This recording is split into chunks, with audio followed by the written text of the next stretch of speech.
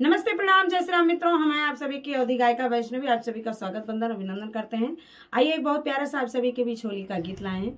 जैसे कि आप लोग जान रहे हैं कि होली बहुत करीब है, तो होली का गीत सुनिए, आनंद लीजिए। गीत कैसा लगा कमेंट करके जरूर बताइएगा। कहना है, हरसिया निकरिया वाधवा की ओर होलिया खेलाई राम लला। सिया निकरिया वाधवा की ओर होलिया खेलाई राम लला। राम लला हो दशरथ के लला, राम लला हो दशरथ के लला।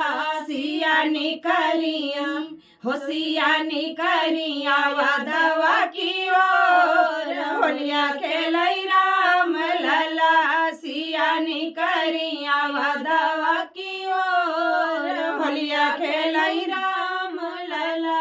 के करे हो राम के करे भैया लक्ष्मण, के करे ही राम के करे भैया लक्ष्मण, के करे ही राम के करे भैया लक्ष्मण, के करे न भरत भुआल होलिया खेलाई राम लला। हरे के करे न भरत भुआल होलिया खेलाई राम लला। सिया निकरिया वाधवा की ओर होलिया खेलाई राम लला। सिया निकरिया वाधवा की ओर होलिया खेलाई राम लला।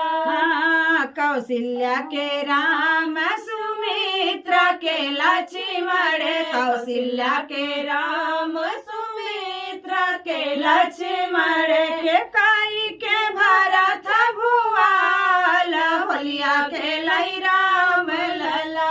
हरे के काई के भरत भुआल होलिया खेलाई राम लला। सिया निकरिया वाधवा की ओर होलिया खेलाई राम लला।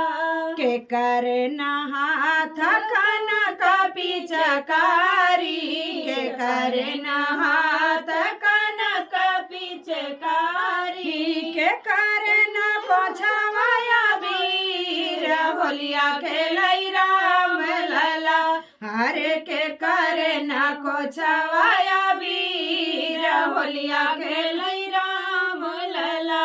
सिया निकरिया वाधवा की ओर होलिया खेलाई राम लला। राम के हाथ कनक पिचकारी हो, राम के हाथ कनक पिचकारी। सिया जी के कोछवाया वीर होलिया खेलाई राम लला। हरे सिया जी के कोछवाया वीर होलिया खेलाई राम लला।